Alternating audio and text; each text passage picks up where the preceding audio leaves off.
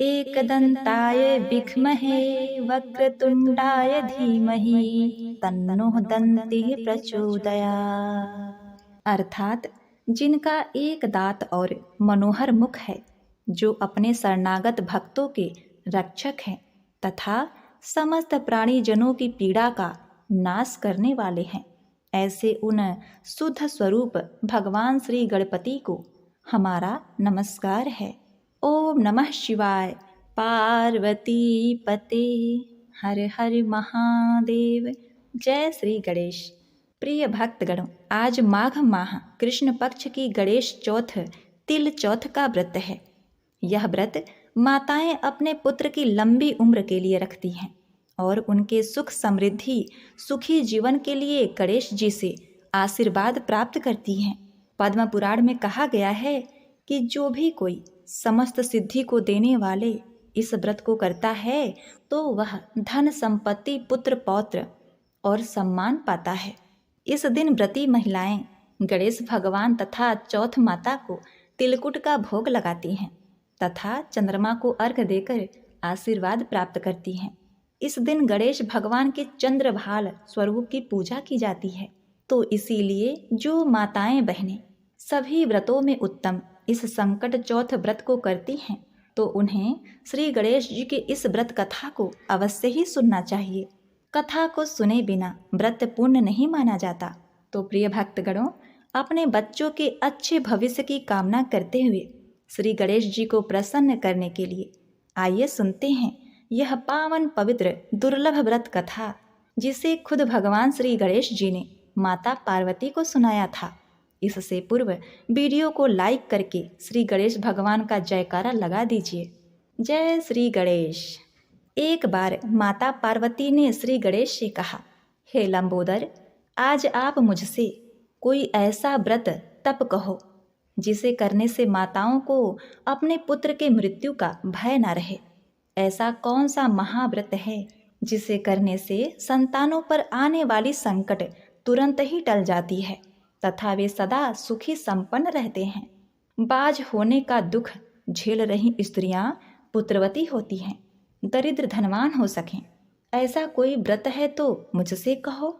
इन वचनों को सुनकर श्री गणेश जी बोले, हे शक्ति स्वरूपा, हे जगदम्बा, हे माता, भादो मास के कृष्ण पक्ष की चतुर्थी को मेरा व्रत करने वाले भक्तगण सभी संकटों से छूट जाते हैं। बांझ को पुत्र, निर्धन को धन, रोगी को सुंदर काया मिलता है और माताओं की संतानों की उम्र लंबी होती है। हे माता, मेरे द्वारा सुनाई गई इस कथा को हाथ में तिल लेकर बड़ी भक्ति भाव से सुनना चाहिए। यह कथा इस प्रकार से है। पूर्व काल की बात है। सत्यवादी राजा हरिश्चंद्र के राज्य में एक बहुत ही निर्धन ब्राह्मण ऋषि शर्मा रहा करता था। वह बड़ा ही तपस्वी तथा भगवान का भक्त था। थोड़े ही समय में उसको एक पुत्र हुआ।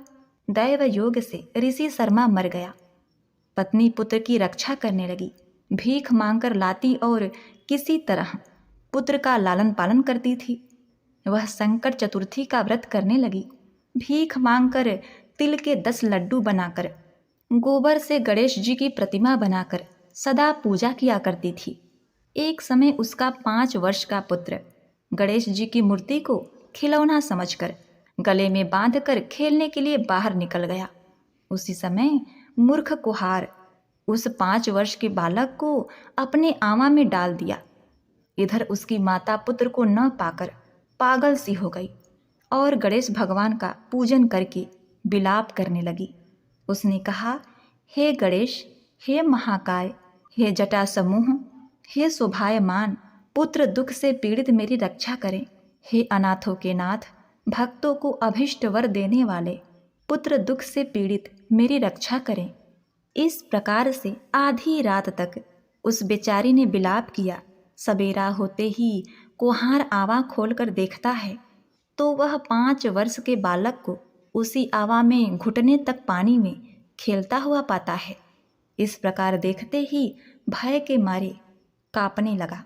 इसके बाद जाकर राजा के सामने जैसा उसने किया था वह सब कुछ सुनाया। कुम्हार बोला, हे महाराज, मैंने ऐसा अपराध किया है जिससे मुझे बहुत दुख हो रहा है। हे राजन, राजकन्या के विवाह के लिए मुझे कुछ मिट्टी के बर्तन शीघ्र ही बनाने थे और उसे देने थे, पर कई बार आमा में आग लगाने पर भी वे पके नहीं। तब मैंने जादू टोना जानने वाले एक गुणी से जाकर पूछा, तो उसने चोरी से बालक की बलि देने के लिए कहा। तब मुझे बड़ी चिंता उत्पन्न हुई कि किसके बालक को अग्नि में डाला जाए। जिसके बालक को अग्नि में डालूंगा वह तो तुरंत ही मुझे काट डालेगा। इस भय से किसी राण के लड़के की बलि देने का मैंने निश्चय किया और अपनी भार्या को यह समझाकर कहा कि ऋषि शर्मा नामक ब्राह्मण मर गया है। उसका लड़का 5 वर्ष का है। उसकी विधवा माता भीख मांगकर अपना और पुत्र का लालन पालन करती है। यदि उसके पुत्र को बलिदान कर दिया जाए तो वह गरीब दुखिया कुछ न कर सकेगी और मेरे सब बर्तन पक जाएंगे। फिर मैंने उस बालक को खेलते हुए पकड़कर आमा में डाल दिया और सुखपूर्वक रात को सो गया। सवेरे होते ही आमा के बर्तन पके हैं या नहीं सोचकर आमा खोलकर देखा तो जिस अवस्था में बालक को डाला था वह उसी अवस्था में वहां पर निर्भय होकर खेल रहा था। यह देखकर मैं भयभीत हुआ और यहाँ आया हूँ। इस प्रकार उसके वचन को सुनकर राजा चकित हुआ और स्वयं आमा के पास आकर खेलते हुए लड़के को देखकर अपने आप से कहा कि यह कैसी बात है। इस आमा के भीतर घुटने तक कमल से सुशोभित जल और वैदूर्य मणि के समान दुर्वा कैसे प्राप्त हुई। इस दरिद्र बालक को न तो आग का आँच लगा, न तो ये किसी प्रकार से जला है, न तो इसे प्यास लगी। घर की तरह निर्भय होकर यहाँ खेल रहा है। राजा के इतना कहने पर रोती बिलखती ब्राह्मणी वहां आ पहुंची और अपने बालक को देखकर उसे उठाकर छाती से लगा लिया। उसे चूमती है और रोती कलपती हुई राजा के आगे बैठ गई। राजा हरिश्चंद्र बोले, ब्राह्मणी, अग्नि ने इस बालक को क्यों नहीं जलाया? क्या तू कोई टोटका जानती है अथवा कोई उग्र तप किया है? ब्राह्मणी बोली, हे राजन, न तो मैं कोई तंत्र जानती हूँ, न धर्म जानती हूँ, न मैंने कोई तप किया, न योग, न कोई दान दिया, न विधान किया, न ही बलिदान दिया। हे राजेंद्र, मैंने केवल संकटनाशक गणेश का एकमात्र उत्तम व्रत किया है, जिसके प्रभाव से मेरा बालक कुशल है। इस प्रकार उसका वचन सुनकर राजा ने फिर कहा, यह व्रत मुझे सम्मत है, मेरी सारी प्रजा इस व्रत को करे। इस प्रकार राजा ने उसकी परिक्रमा करके कहा, हे ब्राह्मणी, तू धन्य है कि मेरी संपूर्ण प्रजा को गणपति की पूजा का आरंभ कराया। इस तरह व्रतराज के प्रभाव से ब्राह्मणी को उसका पुत्र प्राप्त हुआ। इसीलिए हे माता, व्रतों में उत्तम इस व्रत के प्रभाव से सबका अभिष्ट सिद्ध होता है। जो भी इस व्रत को करता है उसका गया हुआ राज्य, मित्र, पुत्र, पौत्र आदि समस्त सुख पुनः प्राप्त होते हैं। उसे समस्त सुखों की प्राप्ति होती है। प्रिय भक्तगणों, अब आप श्रवण करेंगे संकट चतुर्थी व्रत की तिलकुट्टे की कहानी। तिलकुटा चौथ व्रत कथा बहुत पुराने समय की बात है। एक शहर में देवरानी जेठानी रहा करती थी। जेठानी अमीर थी और देवरानी गरीब थी। देवरानी गणेश जी की भक्त थी और देवरानी का पति जंगल से लकड़ी काट कर बेचता था और अक्सर बीमार भी रहा करता था। देवरानी अपने जेठानी के घर का सारा काम करती और बदले में जेठानी बचा हुआ खाना, पुराने कपड़े आदि उसको दे दिया करती थी। इसी से देवरानी का घर परिवार चल रहा था। माघ महीने में देवरानी ने तिल चौथ का व्रत किया। 5 रुपए का तिल व गुड़ लाकर तिलकुट बनाया। पूजा करके तिल चौथ की कथा सुनी और तिलकुट्टा छीके में रख दिया और सोचा कि चाँद उगने पर पहले तिलकुट्टा और उसके बाद ही कुछ खाऊंगी। कथा सुनकर वह जेठानी के यहाँ चली गई। खाना बनाकर जेठानी के बच्चों से खाना खाने को कहा तो बच्चे बोले, माँ ने व्रत किया है चाची और माँ भूखी है। जब माँ खाना खाएगी हम भी तभी खाएंगे। और जब जेठ को खाना खाने को कहा तो जेठ बोला, कि मैं अकेला नहीं खाऊंगा, जब चांद निकलेगा तब सब खाएंगे, तभी मैं भी खाऊंगा। अब देवरानी जेठानी के पास जाती है और उससे अपने घर के लिए कुछ खाना मांगती है। तो जेठानी ने कहा कि अरे, आज तो किसी ने अभी तक खाना नहीं खाया, तुम्हें कैसे दूं? तुम सुबह आना और जो बचा हुआ खाना रहेगा सुबह ले जाना। प्रिय भक्तगणों, देवरानी के घर पति बच्चे सब आस लगाए बैठे थे कि आज तो त्यौहार है, इसलिए कुछ पकवान आदि खाने को मिलेंगे। परंतु बच्चों को जब पता चला कि आज तो रोटी भी नहीं मिलेगी, तो बच्चे जोर जोर से रोने लगे। क्या करते बेचारे, बहुत भूखे थे। उसके पति को भी बहुत गुस्सा आया। कहने लगा कि दिन रात काम करके भी 2 रोटी नहीं ला सकती हो, काम क्यों करती हो? पति ने गुस्से में आकर पत्नी को कपड़े धोने के धोबना हाथ से छूट गया तो पाटे से मारा। बेचारी गणेश जी को याद करती हुई रोते रोते पानी पीकर सो गई। उसी दिन गणेश जी देवरानी के सपने में आए और कहने लगे, धोबने मारी पाटे मारी, सो रही है या जाग रही है? वह बोली, कुछ सो रही हूँ महाराज, कुछ जाग रही हूँ। गणेश जी बोले, भूख लगी है, कुछ खाने को दे दो। देवरानी बोली, क्या दूं? मेरे घर में तो अन्न का एक दाना भी नहीं है। जेठानी बचा खुचा खाना देती थी, आज वो भी नहीं मिला। पूजा का बचा हुआ तिलकुट्टा छीके में पड़ा है, वही खा लो। तिलकुट्टा खाने के बाद गणेश जी बोले, धोबने मारी पाटे मारी, निपटाई लगी है, कहाँ निपटूं? वो बोली, इतना सारा जगह पड़ा है, यही निपट लो, जहाँ इच्छा हो वहाँ निपट लो। फिर गणेश जी बोले, अब कहाँ पोछूं? अब देवरानी को बहुत गुस्सा आया कि कब के तंग करे जा रहे हैं। वो बोली, मेरे सर पर पोछो और कहाँ पोछोगे? सुबह जब देवरानी उठी तो यह देखकर हैरान रह गई कि पूरा घर हीरे मोती से जगमगा रहा है। सिर पर जहाँ विनायक जी पोछनी कर गए थे, वहाँ हीरे के टीके व बिंदी जगमगा रहे थे। उस दिन देवरानी जेठानी के घर काम करने नहीं गई। बड़ी देर तक राह देखने के बाद जेठानी ने अपने बच्चों को देवरानी को बुलाने को भेजा। जेठानी ने सोचा कल खाना नहीं दिया, इसीलिए शायद देवरानी बुरा मान गई है। अब देखिए, बच्चे बुलाने गए और बोले, चाची चाची चलो, माँ ने बुलाया है, सारा काम पड़ा है। देवरानी ने कहा, बेटा, बहुत दिन तेरी माँ के यहाँ मैंने काम किया है, अब तुम अपनी माँ को ही मेरे यहाँ काम करने भेज दो। बच्चों ने जाकर माँ को बताया कि माँ, चाची का तो पूरा घर हीरे मोतियों से जगमगा रहा है, चाची ने सुंदर सुंदर गहने पहने हुए हैं। जेठानी दौड़ी दौड़ी देवरानी के पास आई और पूछा कि ये सब कैसे हुआ। देवरानी उसके साथ जो कुछ भी हुआ था सब कह डाली। ये सब सुनकर जेठानी के मन में लालच आ गया। घर लौटकर जेठानी अपने पति से कहती है कि सुनो जी, आप भी मुझे धोबने और पाटे से मारो। उसका पति बोला कि तू बावली है क्या? अरे भली मानस, मैंने कभी तुम पर हाथ नहीं उठाया, मैं तुम्हें धोबने और पाटे से कैसे मार सकता हूँ? प्रिय भक्तगणों, इस पर भी वह नहीं मानी और जिद करने लगी। मजबूरन पति को उसे मारना पड़ा।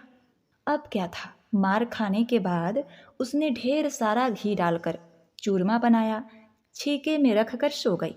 रात को चौथ विनायक जी सपने में आए, कहने लगे, भूख लगी है, क्या खाऊं?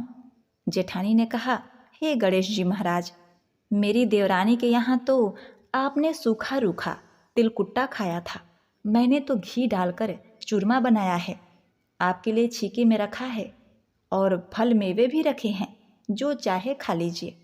अब क्या था, गणेश जी पेट भरकर खा लेते हैं और उनका पेट खराब हो जाता है।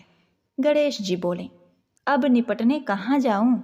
जेठानी बोली, देवरानी के यहाँ तो टूटी फूटी झोपड़ी थी, मेरे यहाँ तो कंचन के महल हैं, जहाँ चाहो निपट लो। फिर गणेश जी ने पूछा, अच्छा अब कहाँ पोछूं? जेठानी बोली, मेरे ललाट पर बड़ी सी बिंदी लगाकर पोछ लो। देवरानी के बाल तो बहुत गंदे थे। मैंने अपने बाल में चमेली के तेल लगाए हैं, मेरे बाल में ही पोंछ लो। धन की भूखी जेठानी सुबह बहुत जल्दी उठ गई। सोचा कि घर हीरे जवाहरात से भर चुका होगा, पर देखा तो पूरे घर में गंदगी फैली हुई थी। तेज बदबू आ रही थी। उसके सर पर भी बहुत सी गंदगी लगी हुई थी। उसने कहा, हे गणेश जी महाराज, ये आपने क्या किया? मुझसे रूठे और देवरानी पर टूटे। जेठानी ने घर की सफाई करने की बहुत कोशिश करी, परंतु गंदगी और ज़्यादा फैल गई। जेठानी के पति को मालूम चला तो वह बहुत ही गुस्सा हुआ। बोला, तेरे पास इतना सब कुछ था, फिर भी तेरा मन नहीं भरा, तू कितनी लालची है। परेशान होकर विनायक जी महाराज के पास मदद के लिए विनती करने लगी। विनायक जी ने कहा, देवरानी से जलन के कारण तूने जो किया था वह उसी का फल है। अब तू अपने धन में से आधा उसे देगी, तभी यह सब साफ होगा। उसने आधा धन बांट दिया, किंतु मोहरों की एक हांडी चूल्हे के नीचे गाड़ दी। उसने सोचा कि किसी को पता नहीं चलेगा, और उसने उस धन को नहीं बांटा। उसने कहा, हे विनायक जी महाराज, अब तो अपना यह सब बिखराव समेटो। वो बोले, पहले चूल्हे के नीचे गाड़ी हुई मोहरों की हांडी निकालो और ताखे पे रखी हुई 2 सुइयां उतारो। इस प्रकार विनायक जी ने सुई जैसी छोटी चीज का भी बंटवारा कराकर अपनी माया समेट ली। हे गणेश जी महाराज, जैसे आपने देवरानी पर कृपा करी, वैसे सब पर करना। कहानी कहने वाले, सुनने वाले और हुंकारा भरने वाले पर सब पर अपनी कृपा दृष्टि बनाए रखिएगा। किंतु जेठानी को जैसी सजा दी, वैसे किसी को मत देना। बोलो गणेश जी महाराज की जय। चौथ माता की जय। किसी नगर में एक बुढ़िया माई रहा करती थी। उनका एक बेटा था। बुढ़िया माई 12 मासी गणेश चौथ का व्रत किया करती थी। वह बुढ़िया माई हर चौथ के व्रत में शहर जाकर अपनी आर्थिक स्थिति के अनुसार बनिए की दुकान से थोड़ा सा घी, गुड़ और तिल घर लाती थी और 4 लड्डू बनाती थी। 4 लड्डुओं में से वह बूढ़ी माई एक से पूजा करती थी, एक लड्डू हथकार के लिए निकालती थी, एक से वह चंद्रमा के दर्शन करके स्वयं खा लेती थी और एक अपने बेटे के लिए रख देती थी। एक बार की बात है, उनका बेटा अपनी ताई अर्थात अपनी बड़ी माँ से मिलने के लिए अपनी ताई के घर पहुंचा तो उसने देखा कि उसकी बड़ी माँ ने माघ चौथ का व्रत रखा हुआ था। उत्सुकता से लड़के ने पूछा कि ताई जी, मेरी माँ तो 12 चौथ का व्रत करती है। इस पर उसकी ताई ने बोला कि तेरी माँ तो तेरी कमाई खाने के लिए ये व्रत रखती है। लड़के ने सोचा कि ताई सच कह रही है, वह बुढ़िया लड्डू खाने के लिए व्रत रखती है। लड़के के दिमाग में नकारात्मक विचार घर कर गए। अब वह लड़का घर आता है। जब घर आता है तो उसने देखा कि उसकी माँ तो तिल का लड्डू बना रही है। तो उसने सोचा कि ताई जी तो सही कह रही थी, मेरी माँ तो लड्डू खाने के लिए ही व्रत रखती है, ये झूठ मूठ का व्रत रखती है। घर आकर लड़के ने अपनी माँ से बोला कि माँ, मैं शहर जा रहा हूँ कमाने के लिए। यहाँ जब कमाता हूँ तो तुम मेरी सारी कमाई खा लेती हो। इस पर माँ ने उसे बहुत समझाया और उसे शहर जाने से मना भी किया। उस बूढ़ी माँ के लाख मनाने पर भी वह नहीं माना। इसलिए उसकी माँ ने साथ ले जाने के लिए उस तिल के लड्डू को दे दिया और कहा, बेटा, यह तिल का लड्डू मुसीबत में तुम्हारे काम आएंगे, तो तू चौथ माता का, गणेश भगवान का ध्यान करके तिल के लड्डू को अपने हाथ में लेकर चौथ माता, गणेश भगवान का ध्यान करना, तेरे ऊपर आए सभी संकट टल जाएंगे। लड़के ने कहा, माँ ठीक है, यदि तू सच्चा व्रत करती है तो मेरे ऊपर आया सभी संकट टल जाएगा, यदि नहीं तो मैं संकट में फंस जाऊंगा। अब लड़का अपनी माँ की बात मानकर उस तिल के लड्डू को अपने साथ ले लेता है। शहर जाते समय रास्ते में एक बूढ़ी माँ दिखी। लड़के ने ध्यान से देखा कि बुढ़िया रोती हुई जा रही थी और पुए बनाती जा रही थी। वह रो भी रही थी और पुए भी बना रही थी। लड़के ने पास जाकर उस बुढ़िया माई से उसके रोने का कारण पूछा। बूढ़ी माँ ने जवाब दिया कि बेटा, इस नगर की पहाड़ी पर एक बहुत बड़ा राक्षस रहता है। पहले तो वह खाने के लिए इस नगर के लोगों को मार दिया करता था। वह लोगों को मारकर खा जाता था। उसके इस अत्याचार को रोकने के लिए नगर में एक व्यवस्था की गई कि हर घर से एक आदमी को दैत्य के पास भेजा जाएगा। और आज मेरे बेटे की बारी है, इसीलिए रो रही हूँ और उसी के लिए पुए बना रही हूँ। उस लड़के ने कहा, हे माँ, तुम ये खीर पुए मुझे खिला दो, मैं तुम्हारे बेटे की जगह उस राक्षस के पास चला जाऊंगा। बूढ़ी माँ ने लड़के की बात स्वीकार कर ली। लड़के ने खीर पुए बड़े चाव से खाए और खाकर आराम से सो गया। सोते सोते उसे शाम हो गई। शाम को बूढ़ी माँ के पास राजा के सैनिक आए और कहा कि कहाँ है तुम्हारा बेटा। बूढ़ी माँ ने लड़के से कहा, बेटा, राजा के सैनिक तुम्हें राक्षस के पास ले जाने के लिए आए हैं। वह लड़का खुशी से सैनिक के साथ दैत्य के पास चला गया। उस राक्षस के पास जाकर उसने देखा कि राक्षस तो बहुत भयानक है। अपनी जान बचाने के लिए वह इधर उधर भागने लगा और माँ माँ चिल्लाने लगा। इतने में ही उसे याद आया कि उसकी माँ ने उसे चौथ माता के तिल के लड्डू दिए थे और कहा था कि मुसीबत में यह तुम्हारे काम आएंगे।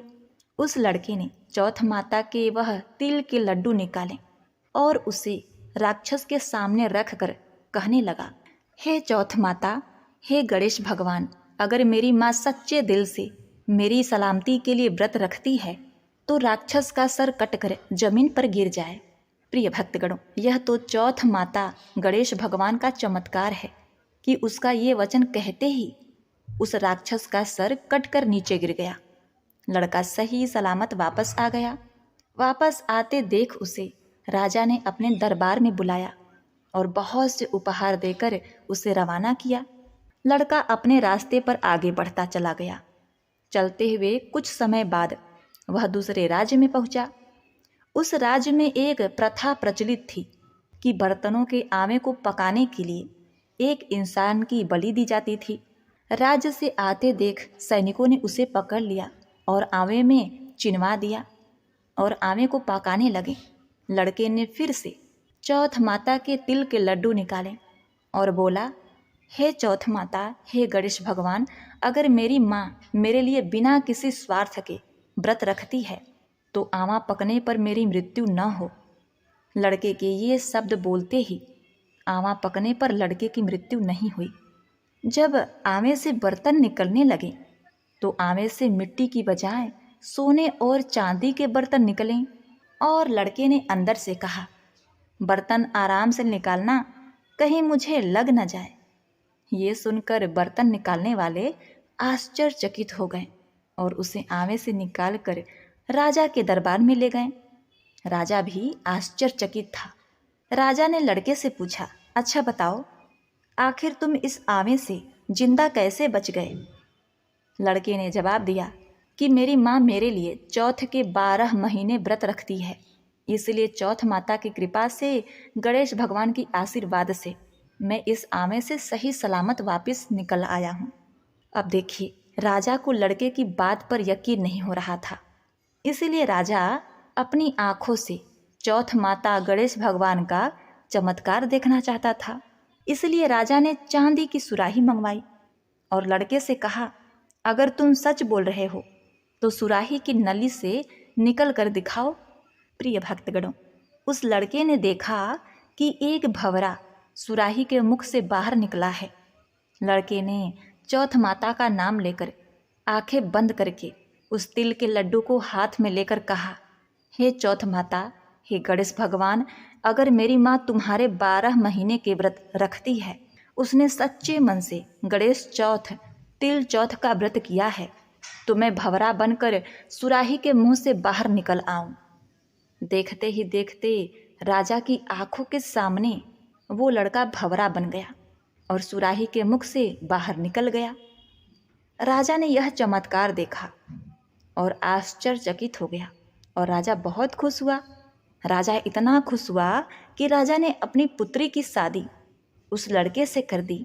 पूरे नगर में राजा ने प्रचार करवा दिया कि नगर की सारी महिलाएं चौथ माता का व्रत करना आरंभ कर दे। कुछ समय बीत जाने के बाद लड़के को अपनी माँ की याद आई कि मेरी माँ तो बिना किसी स्वार्थ की मेरी सही सलामती के लिए व्रत रखती थी और मैंने किसी अन्य के कहने पर अपनी माँ को गलत समझ लिया। चौथ माता के आशीर्वाद से, गणेश भगवान के अनुकंपा से अभी तक सही सलामत हूँ। इस कारण लड़के ने राजा से अपने नगर जाने की इच्छा प्रकट की। राजा ने उसकी बात मान ली और बहुत दान दहेज और हाथी घोड़े देकर विदा किया।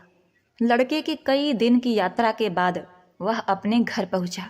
जिस दिन वह घर पहुंचा उस दिन चौथ का दिन था। लड़का उसी बनिए की दुकान में गया जहां उसकी माँ हर चौथ को आती थी। लड़के ने सोचा आज माँ इस दुकान से गुड़ और तिल और घी लेने जरूर आएगी। जैसा लड़के ने सोचा था ठीक वैसा ही हुआ। हाथ में लाठी लिए हुए उसकी माँ रास्ते से आती हुई दिखाई दी। उसकी माँ की उम्र बहुत अधिक होने के कारण उन्हें दिखना कम हो गया था। उसकी लाठी से पैर मारा और जानबूझकर पुत्र के बारे में अपशब्द कहने लगा। उसकी बूढ़ी माँ ने कहा, भले ही मुझे गाली दे दो पर मेरे पुत्र को कुछ मत कहना। माँ के यह शब्द सुनकर बेटा उनके पैरों में गिर पड़ा और कहने लगा, माँ मैं तुम्हारा ही बेटा हूँ, मुझे माफ़ कर दो। माँ ने उसे पहचाना और गले लगा लिया, पर उसका बेटा इतनी धन दौलत के साथ वापस आया था, इसीलिए नगर के वासियों ने विश्वास नहीं किया कि वह उसका ही बेटा है। बुढ़िया ने चौथ माता को याद किया और मन ही मन चौथ माता गणेश भगवान से कहने लगी कि मैंने अगर सच्चे मन से तुम्हारा व्रत किया है तो मेरे स्तनों से दूध आ जाए, दूध की धार मेरे बेटे के मुख में गिरे। प्रिय भक्तगणों, चौथ माता की चमत्कार से बिल्कुल ऐसा ही हुआ। दूध की धारा उसके बेटे के मुंह में गिरने लगी। सभी लोग देखकर हक्के बक्के हो गए। उन्हें यकीन हो गया कि यही उन्हीं का बेटा है और चौथ माता गणेश भगवान की जय जयकार करने लगे। उस नगर के सभी लोग चौथ माता का व्रत हर महीने रखने लगे। तो बोलिए श्री गणेश भगवान की जय, चौथ माता की जय। प्रिय भक्तगणों, अब आइए सुनते हैं गणेश जी की आरती।